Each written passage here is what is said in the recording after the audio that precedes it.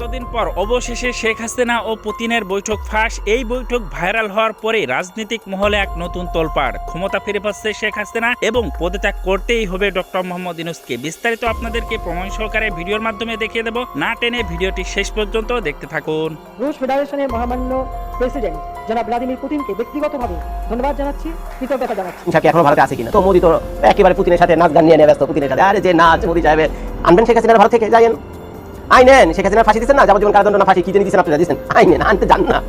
এখন শেখ হাসিনার পাশে যদি পুতিন দাঁড়ায় এবং খোদা না করুক, আমি বলতে খোদা না করুক, এখন রাশিয়া যদি শেখ হাসিনাকে তার কাছে নিয়ে রাখে, তাহলে বাংলাদেশের এমন কোনো মাকা লাল আছে রাশিয়ার সামনে বলবো যে একজন কনফ্লিক্টেড আসামি গেলেন এবং মোদি শেখ হাসিনা সহ আরও অনেকের সাথে মিটিং করেছে।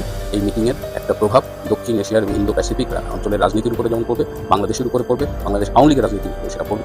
ভারতের চাপে কি ডক্টর ইউনূসের অন্তর্বর্তী সরকার আওয়ামী লীগের ক্লিন ইমেজ নেতাদের নির্বাচনে অংশগ্রহণের সুযোগ দিচ্ছে?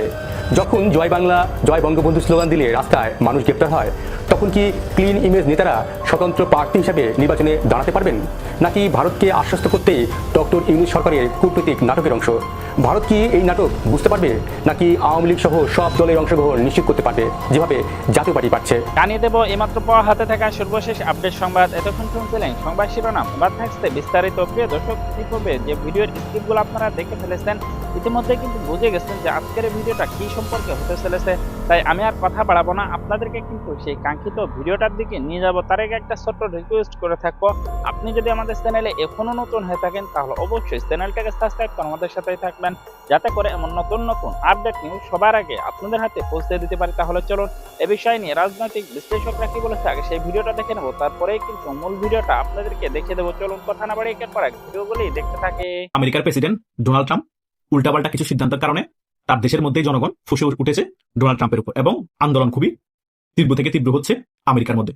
শুধু আমেরিকাতেই ডোনাল্ড ট্রাম্পের বিরোধী আন্দোলন তীব্র থেকে তীব্র হচ্ছে না, ডোনাল্ড ট্রাম্পের কিছু উল্টাপাল্টা সিদ্ধান্তের কারণে বিশ্ব রাজনীতিও তোলপাড় হয়ে উঠেছে। ডোনাল্ড ট্রাম্প এখন ইরানকে ডাইরেক্ট হামলা করার হুমকি দিচ্ছে, ভারতকে হুমকি দিয়ে 50% শুল্ক থেকে এখন 500% শুল্ক আরোপ করেছে।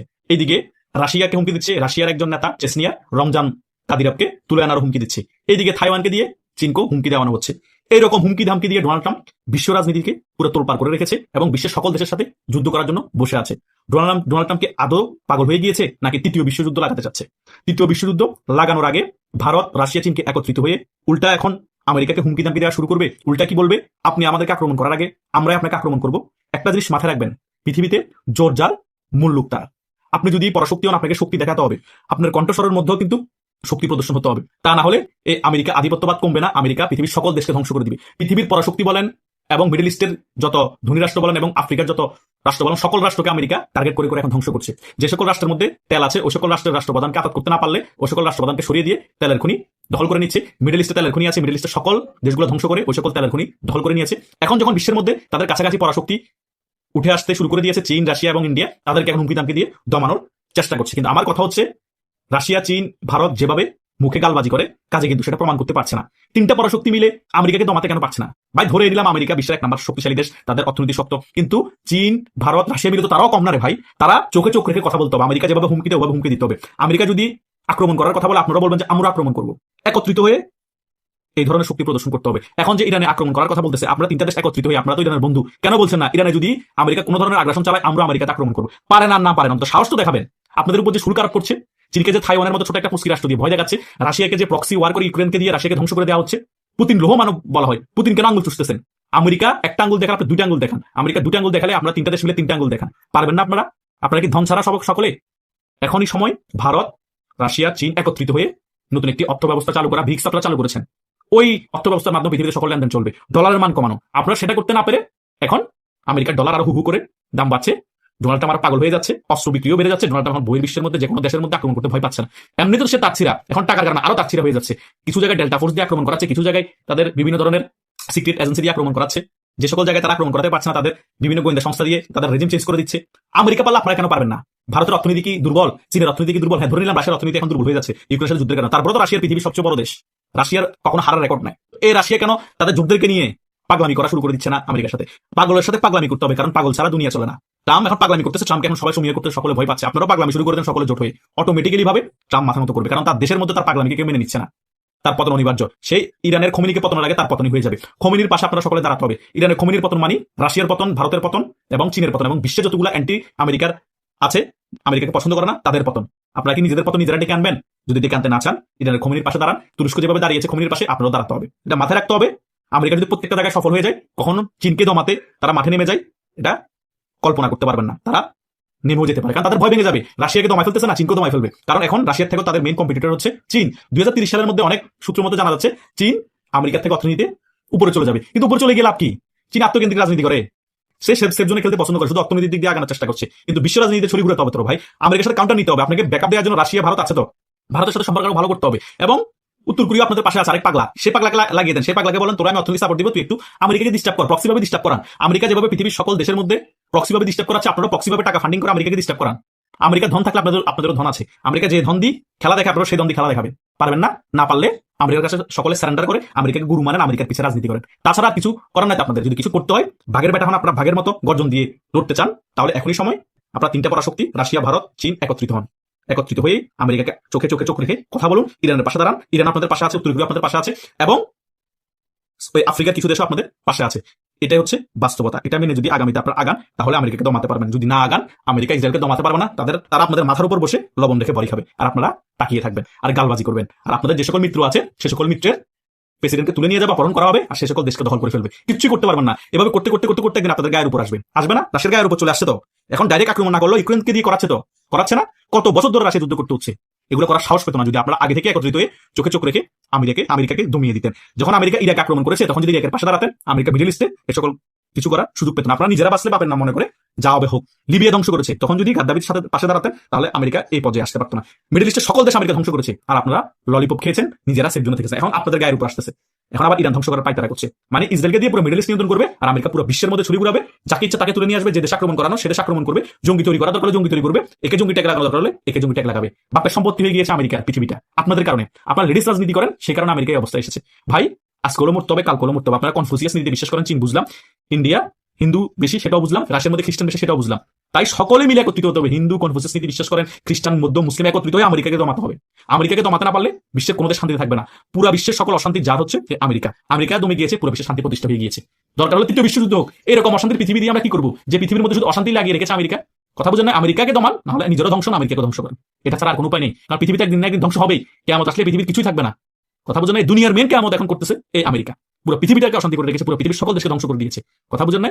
এখন যদি আপনারা কোনো ধরনের পদক্ষেপ না নেন, আর কখনো কোনো পদক্ষেপ নিয়ে কিছু করতে পারবেন না কিয়ামতের আগ পর্যন্ত। কথা বুঝতে পেরেছেন? পৃথিবী ধ্বংসের আগ পর্যন্ত এই আমেরিকা আপনাদেরকে পৃথিবীর মধ্যে বারবার আপনাদেরকে ধ্বংস করবে। এটাই হচ্ছে বাস্তবতা।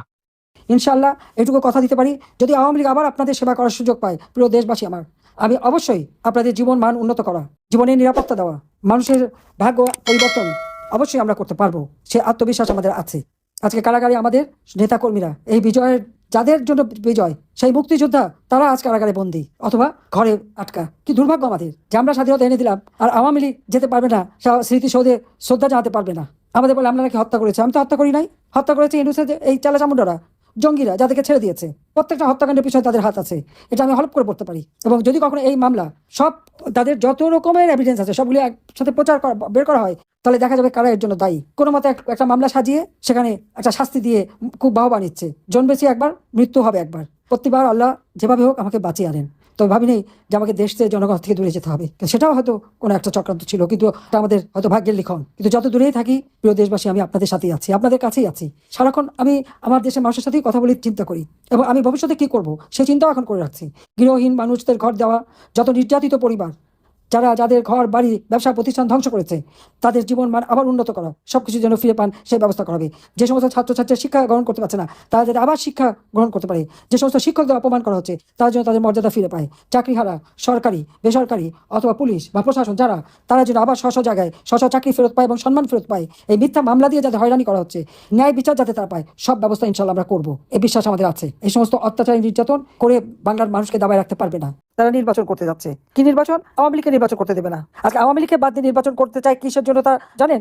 একটাই কারণে, আওয়ামী লীগের বিরুদ্ধে এত বদনাম, আমার বিরুদ্ধে এত বদনাম ছড়িয়েছে, এত কথা বলেছে, সারা বিশ্বব্যাপী অপপ্রচার করে বেরিয়েছে। তারপরেও যখন দেখে যে বাংলার মানুষের আস্থা বিশ্বাস আওয়ামী লীগের উপর আছে, আমার উপর আছে, নির্বাচন অবাধ নিরপেক্ষ হলেই আমরা জয়লাভ করব। যেহেতু আওয়ামী লীগ জয়লাভ করবে, যেহেতু আওয়ামী লীগ দেশের উন্নতি করবে, যেহেতু আওয়ামী লীগ ক্ষমতায় থাকলে দেশ বিক্রি করতে পারবে না, মানুষকে শোষণ করতে পারবে না, চুরি ডাকাতি রাহাজানি চাঁদাবাজি মাস্তানি এগুলি থাকবে না, দুর্নীতি করে হাজার হাজার কোটি টাকা বানাতে পারবে না, সেই কারণেই আজকে আওয়ামী লীগকে ইলেকশন করতে দেবে না, নিষিদ্ধ করে দিয়েছে। আমাদের এটা দাবি থাকবে, আমরা নির্বাচন বয়কট করি না, তবে আমাদের নির্বাচন করতে না দিলে আমাদের কোনো ভোটার কিন্তু ভোট কেন্দ্রে যাবে না। আওয়ামী লীগ নির্বাচন করতে চায়, আওয়ামী লীগ নির্বাচন করবে, কিন্তু আওয়ামী লীগ তারা নির্বাচন করতে দেবে না। হ্যাঁ, 2014 সালে বিএনপি নির্বাচন বয়কট করেছে, 2024 সালে বিএনপি বা জামাত মানে এরা তো নির্বাচন বয়কট করেছে। আওয়ামী লীগ নির্বাচন বয়কট করে নয়, আওয়ামী লীগ নির্বাচন করতে চায়। আমরা জনগণের ভোটে নির্বাচিত, আমাদেরকে নিশ্চিত করে অবৈধভাবে ক্ষমতা দখলকারী, এতে বড় তামাশা আর কি হতে পারে? আমাদের আওয়ামী লীগকে ভোট দিতে দেবে না, ব্যালটে নৌকা মার্কা থাকবে না, আওয়ামী লীগ থাকবে না, সেই ব্যালটে কেন জনগণ ভোট দিতে যাবে? সেখানে ভোট দিতে যাবে না। আমরা তো নির্বাচন বর্জন করতে চাই না, আমরা নির্বাচন করতে চাই। বিএনপি নির্বাচন বর্জন করেছিল, বর্ণ দল 2024 নির্বাচন বর্জন করেছে, 2014 নির্বাচন বর্জন করেছে। কেন করেছিল? কারণ 2008 নির্বাচনে আওয়ামী লীগ যেভাবে জিতেছিল, এরপরে তারা জানে যে তাদের অপকর্ম দুর্নীতি দুঃশাসন মানুষ ভুলে নাই, যে কারণে তাদের ভোট দেবে না, তারা বর্জন করেছে। আমরা তো তা না, আমাদের বিশ্বাস আছে, জনগণের উপর আমার বিশ্বাস আছে, আস্থা আছে। কাজে আমরা এই জন্য ইলেকশন করতে চাই। আমাদের উপর থেকে এই নিষেধাজ্ঞা প্রত্যাহার করুক, ওই ব্যালট পেপারে আমাদের নৌকা মার্কা থাকবে, আওয়ামী লীগ প্রার্থী দেবে, আমরা ইলেকশন করবো। ঠিক আছে, গণতন্ত্রে যদি বিশ্বাস করে তো জনগণ যাকে মেনে নেবে, জনগণ যাকে চাইবে তারা হলো ভোট করবে। এটা হলো বাস্তবতা। আমাদের একটাই কথা নির্বাচন সম্পর্কে, সেটা হলো জনগণ আমাদেরকে চায়, আওয়ামী লীগকে চায়, জনগণ আওয়ামী লীগে বিশ্বাস করে। আওয়ামী লীগ নির্বাচনে গেলে জনগণ ভোট দিয়ে নির্বাচিত করবে। এত অপবাদ এত কিছু আমাদের বিরুদ্ধে দিয়েছে তারা, তারপরেও জনগণের যে আস্থা বিশ্বাস আওয়ামী লীগের উপর আছে, আমার উপর আছে, সেটা যেন করতে না পারি, সেই জন্য এই মিথ্যা মামলা দিয়ে শাস্তি দিয়ে দিচ্ছে, মিথ্যা মামলা দিয়ে হয়রানি করছে, ঘরে ঘরে আজকে নির্যাতন চালাচ্ছে। আওয়ামী লীগের কোনো নেতাকর্মী ঘরে থাকতে পারে না, আওয়ামী লীগের নেতাকর্মী একেবারে কোথাও যেতে পারে না, এই অবস্থা করে দিয়েছে। আওয়ামী লীগ নির্বাচন করতে চায়, আওয়ামী লীগ নির্বাচনে যেতে চায়, আওয়ামী লীগ তো নির্বাচন বর্জন করে না, বয়কট করে না, কিন্তু ব্যালটে যদি নৌকা মার্কা না থাকে, ব্যালটে যদি আওয়ামী লীগ না থাকে, সেই ব্যালটে আওয়ামী লীগের কেউ ভোট দেবে না, কেউ ভোট কেন্দ্রে যাবে না। আর হ্যাঁ না ভোট দিয়ে তারা গণভোটটা দেয় কিভাবে? গণভোট দেবার তো তাদের কোনো অধিকার নাই। গণভোট তারা কিভাবে দেয়? কারণ এই গণভোট কোথেকে আসছে?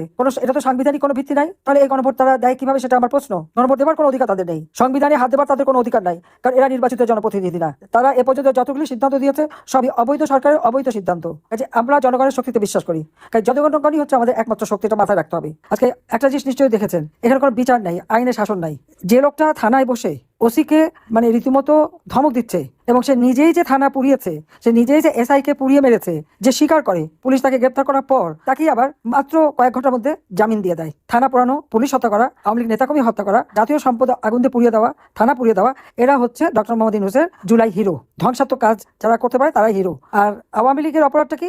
আওয়ামী লীগ ক্ষমতায় থেকে বাংলাদেশকে আর্থসামাজিকভাবে উন্নতি করেছে, উন্নয়নশীল দেশের মর্যাদায় উন্নীত করে দিয়েছে, প্রত্যেকটা ঘরে ঘরে বিদ্যুৎ পৌঁছে দিয়েছে, প্রতিটি মানুষের অন্ন বস্ত্র বাসস্থান চিকিৎসা শিক্ষার ব্যবস্থা করে মানুষকে মর্যাদা দিয়েছে। সারা বিশ্বের কাছে বাংলাদেশ উন্নয়নের রোল মডেল হিসেবে স্বীকৃতি পেয়েছিল। আর সেই বাংলাদেশকে আজকে অর্থনৈতিকভাবে ধ্বংস করেছে। সামাজিক নিরাপত্তা বলে কিছু নেই, মানুষের জীবনের কোনো নিরাপত্তা নেই। একের পর বাংলাদেশের কৃষক, শ্রমিক, ছাত্র, জনতা, খেটে খাওয়া মানুষ, দিনমজুর, রিক্সাওয়ালা, ভ্যানওয়ালা, কেউ বাদ নাই। সবার উপর অত্যাচার, জুলুম, চাঁদাবাজি, মাস্তানি চলছে। লক্ষ লক্ষ আওয়ামী লীগ নেতাকর্মীর উপরে মামলা দিয়ে ঘর ছাড়া করে দিয়েছে। সেই আবু সাইদ মুগ্ধ থেকে শুরু করে যতগুলি হত্যাকাণ্ড ঘটেছে, এবং সেই সাথে আমাদের আওয়ামী লীগের বহু নেতাকর্মী, ছাত্র নেতা, এদেরকে যারা হত্যা করেছে, ছাত্রলীগের কর্মীদের হত্যা করেছে, সেই হত্যাকারী খুনি এদেরকে আজকে প্রতিষ্ঠিত করেছে। আর তারা আজকে হিরো হয়ে গেছে। সংবিধান লঙ্ঘন করে ইউনূস ক্ষমতা দখল করে আমাদের দেশটাকে ধ্বংসের দিকে নিয়ে গেছে। এখানে মানুষের কোনো মর্যাদা নেই, মানুষের জীবন মান একেবারে শেষ, মাথাপিছু আয় কমে গেছে, দারিদ্র্যের হার বেড়ে গেছে। কিন্তু যারা সেই ইউনূসের জুলাই হিরো আর যারা এই আন্দোলনের নামে যারা জ্বালাও পোড়াও হত্যা করেছে, তারা কিন্তু আজকে হাজার হাজার কোটি টাকার মালিক হয়ে গেছে। এবং আপনারা দেখেন প্রতিদিন মানুষ মারা যাচ্ছে, প্রতিদিন মানুষকে হত্যা করা হচ্ছে, কত বিভৎসভাবে মানুষকে হত্যা করছে। আজকে আমার নামে অপপ্রচার চালে ইউনূস, তার টাকা আছে, সে একেবারে ইন্টারন্যাশনাল মিডিয়াও ক্রয় করে ফেলে। আমি নাকি শত শত মানুষকে, হাজার হাজার মানুষকে নাকি মেরে পুঁতে ফেলেছি আর গুম করেছি। গুম করা মানে কি? যাকে গুম করে সে কি আবার ফিরে আসে নাকি? এখন আমি যাদের গুম করেছি তারা আবার বেশ খেয়ে দিয়ে নাদুস নদুস হয়ে ফিরে এসেছে। আর আওয়ামী লীগের প্রায় 10,000-এর উপর নেতাকর্মীর কোনো খবরই নেই, ঘর নাই, বাড়ি নাই, পরিবার নেই, কিচ্ছু নেই। এমনকি এক একটা পরিবারের সব সদস্যকে মেরে ফেলেছে, হয়তো শুধু মা বেঁচে আছে। ছাত্রলীগ করা অপরাধ, ছাত্রলীগ নিষিদ্ধ করে কেন? ছাত্রলীগ যে কি দোষ করেছে? ছাত্রলীগ যে দোষ যদি করে থাকে, তাহলে ওই সময় যারা ছাত্রলীগের থেকে সেই মানে মেয়েদের মিছিলে হামলা থেকে শুরু করে বিভিন্ন অপকর্ম করেছিল, তারাই তো আজকে জুলাই হিরো হয়ে গেছে। তারাই তো কেউ শিবিরের, কেউ এনসিপির, তারা এমনকি এদের অনেকের ছবি কিন্তু গণভবনে আছে। তখন বঙ্গবন্ধুর পক্ষে কথা বলতে মুখে ফেলা উঠতো। এরা যে পয়সার কাছে বিক্রি খেয়ে তারা এখন বেইমানি করে সমস্ত বদনামগুলি ছাত্রলীগের ঘাড়ে দিয়ে তারা এখন হিরো হয়ে গেছে, আর ছাত্রলীগ নিষিদ্ধ। এটাই হচ্ছে দুর্ভাগ্য। তাদের এক নেতা, আমাদের ইউনূস সাহেবের একজন হিরোইন, তিনি গেলেন চাঁদা উঠাতে, চাঁদাবাজি করতে যে ধরা খেলো, তাকে কোর্টে প্লেস করা হলো, অ্যারেস্ট করা হলো, রিমান্ডে দেওয়া হলো। রিমান্ড শেষ হওয়ার আগে সে জামিন পেয়ে গেল। তো যারা প্রকাশ্যে স্বীকার করে থানা আগুন দিয়ে পুড়িয়েছে, থানা পুলিশকে পুড়িয়ে মেরেছে, চাঁদাবাজি করে যাচ্ছে, হত্যাকাণ্ড ঘটিয়েছে, তারা সবাই দায় মুক্তি পেয়ে যাচ্ছে, কিন্তু মামলাগুলি যাচ্ছে সব আওয়ামী লীগ নেতা কর্মীদের বিরুদ্ধে। প্রিয় দর্শক, এই ভিডিওটা আপনাদের কাছে কেমন লাগলো? যদি বিন্দু পরিমাণ ভালো লেগে থাকে তাহলে অবশ্যই চ্যানেলটাকে সাবস্ক্রাইব করে আমাদের সাথে থাকবেন, যাতে করে এমন নতুন নতুন আপডেট নিউজ সবার আগে আপনাদের হাতে পৌঁছে দিতে পারি। তাহলে সবাই ভালো থাকবেন, সুস্থ থাকবেন। দেখা হচ্ছে পরবর্তী কোনো আপডেট নিউজ নিয়ে।